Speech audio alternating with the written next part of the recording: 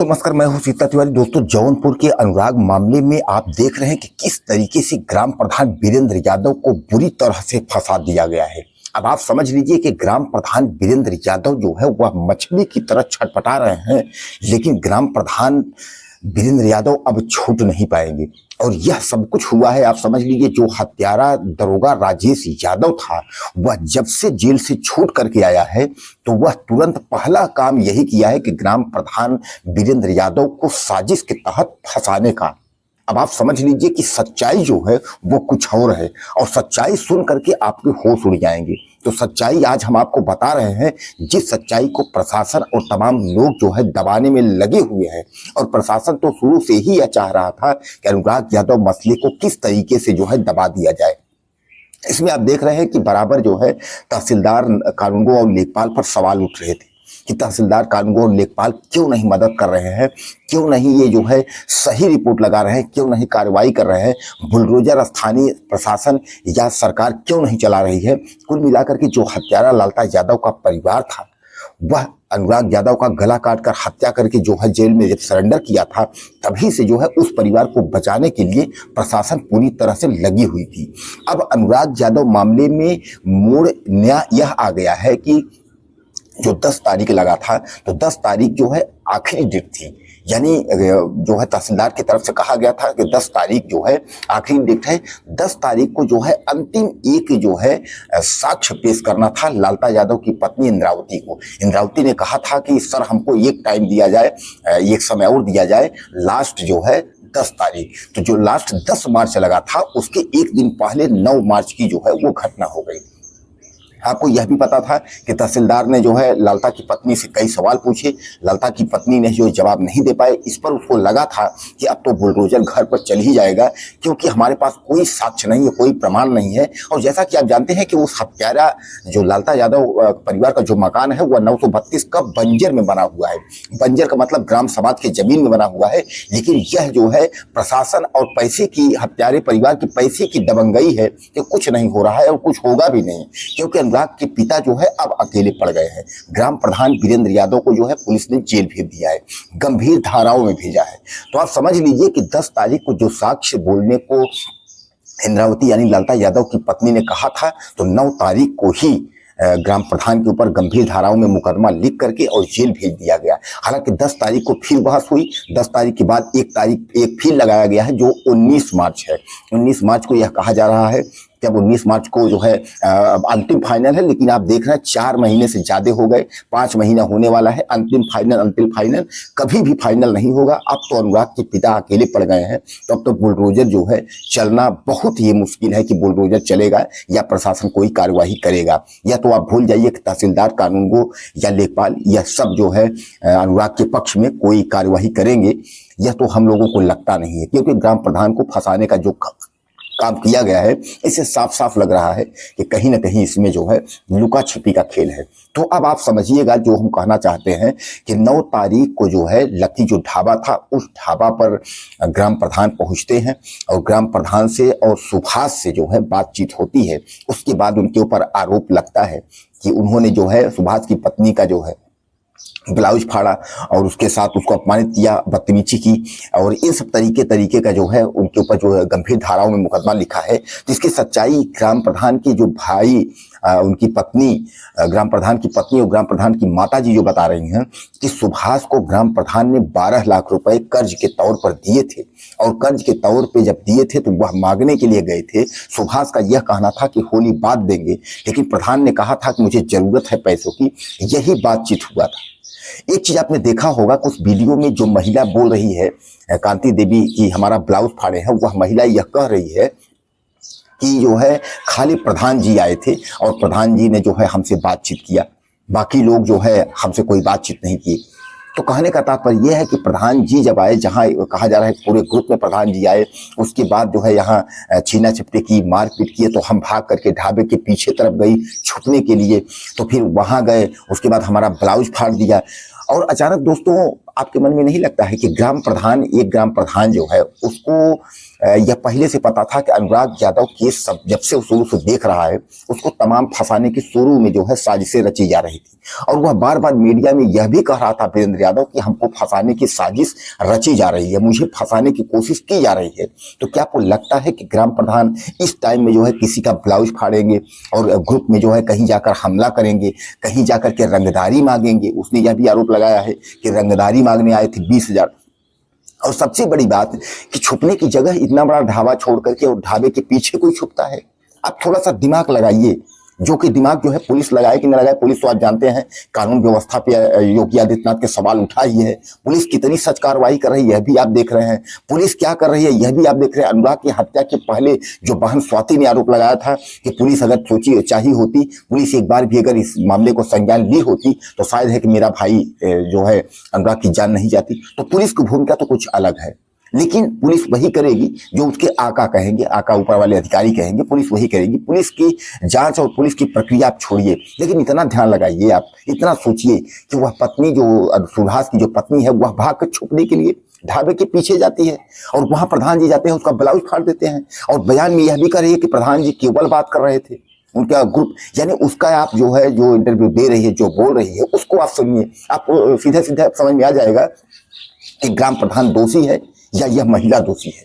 तो सीधे सीधे कुल मिलाकर के आपके दिमाग में यही आएगा कि यह महिला ने जो है ग्राम प्रधान को फंसाने की जो है पूरी पूरी रणनीति बनाई है, और किसके इशारे पर? हत्यारा दरोगा राजेश के इशारे पर, जिसको ग्राम प्रधान ने कहा था फर्जी डिग्री के सहारे जो है उसने एसआई की नौकरी की है, और इसकी नौकरी की भी हम स्थिति की जांच करवाएंगे। उसकी जो फर्जी जन्म तिथि, तमाम फर्जी डिग्री है, जो डिग्री से राजेश यादव ने नौकरी किया है, उसकी भी हम जांच करवाएंगे। तो राजेश यादव के परिवार यानी दरोगा परिवार और लालता यादव जो इस पूरा हत्यारा परिवार है, इसके निशाने पर तो ग्राम प्रधान वीरेंद्र यादव पहले से ही थे। अब इनको जो है मौका चाहिए था कि किस तरीके से ग्राम प्रधान को फंसा दिया जाए। तो साजिशन यह दरोगा राजेश यादव जब बाहर निकला, इसने सुभाष यादव से मुलाकात की, और सुभाष यादव से मुलाकात करके यह मनगढ़ंत कहानी बना करके, और उसको पुलिस की पूरी भूमिका पता ही है, चूंकि दरोगा उसमें रहे ही है, तो उसको सब पता है कि इस तरीके से ऐसे ऐसे करो तो ग्राम प्रधान को फंसा दिया जाए। और यह शुरू से था कि ग्राम प्रधान अगर फंस जाएगा तो अनुराग का केस जो है वह हम जो है जैसा चाहेंगे वैसा कर लेंगे, बुलडोजर तो चलेगा ही नहीं और केस यहीं से खत्म हो जाएगा। लेकिन दोस्तों मैंने एक बात बताया है कि सब कुछ जो है सब कुछ आप रास्ते रोक दीजिए, लेकिन ऊपर वाला जो है ना वो किसी का नहीं है। ऊपर वाला जो है वो सच का साथ देता है, देर जरूर है लेकिन दुरुस्त आएगा। और ऊपर वाले की जब सुनवाई होगी ना तो कोई माई का लाल जो है आपको बचा नहीं सकता है। आज अनुराग के पिता माता जो है जिसका गला काट के उसके बच्चे की हत्या कर दी है वह बिलख रहे हैं। यही एक आस ग्राम प्रधान थे, तो ग्राम प्रधान को साजिशन के तहत जो है उनको जेल भिजवा दिया गया। दोस्तों अचानक आप ये दिमाग लगाइए, आप तमाम खबरें देखते होंगे जौनपुर का अनुराग यादव मामले में कि ग्राम प्रधान पहुंचते हैं, रंगदारी मांगते हैं, वो जो महिला है सुभाष की पत्नी वह भाग कर ढाबे के पीछे जाती है, वहां जाते हैं, उसका ब्लाउज साड़ी फाड़ देते हैं। उसके बाद जो है वह किसी तरीके से जान बचाकर भागकर थाने जाती है। उसके बाद वह मुकदमा लिखवाती है। प्रधान वहां रंगदारी 20,000 मतलब तमाम 20,000 रंगदारी मांगते हैं। यह सब आरोप लगाते हुए और गंभीर धाराओं में मुकदमा जो है वह कांति देवी करवाती है।